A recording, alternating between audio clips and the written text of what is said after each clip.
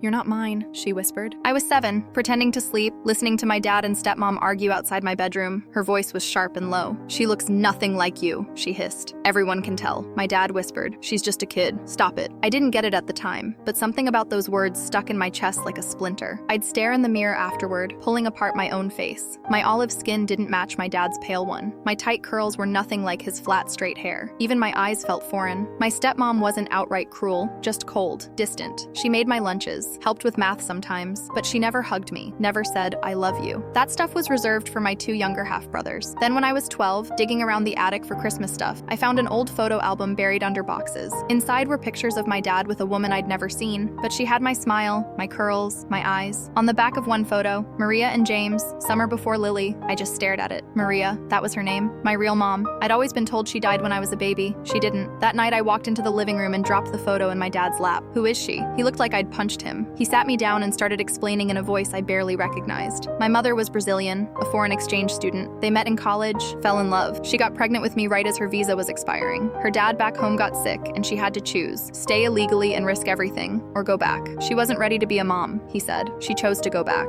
I whispered, "Did she ever ask about me?" He looked away. "I lost touch after you were born." And just like that, I was carrying 2 sentences like bricks in my chest. "You're not mine." And she chose to go back. Through middle school, through high school, through every birthday and graduation. Senior year, I applied to a study abroad program in Brazil without telling anyone. When the acceptance came, I showed my dad the letter. "I want to find her," I said. "I need to know why." He nodded slowly. "There's something I need to show you first." He came back with a small wooden box. Inside were dozens of letters, all addressed to me, all from her, all unopened. "She wrote every year on your birthday," he said, voice shaking. "Your stepmom made me choose. Hide these or she'd leave with the boys." I was weak. I didn't want to lose another family. That night, I read every letter. She didn't leave me. She begged to take me with her, but my dad refused. Her visa expired when I was 3 months old. She went back to take care of her dying father. She never stopped writing, never stopped sending pictures of herself, of my grandparents, my cousins, my family. At the very bottom of the box was a recent photo, a phone number, and an address. I called that night. She picked up. I couldn't speak. All I said was, "It's Lily." She started crying. My Lily, my baby. We talked for hours. She told me everything. How she'd fought to get back, how she'd sent letters, how she'd saved up hoping to visit. When I hung up, my dad was standing in the hallway. "I'm so sorry," he said. "I was wrong." 3 weeks later, we boarded a flight to Rio. My dad insisted on coming. "I need to apologize," he said. At the airport, I saw her instantly. She had my face, my curls, my eyes. Her cheeks were wet, but she smiled through the tears. "You look just like me," she whispered, wrapping me in a hug. "I know," I said. "That's how I always knew I belonged somewhere."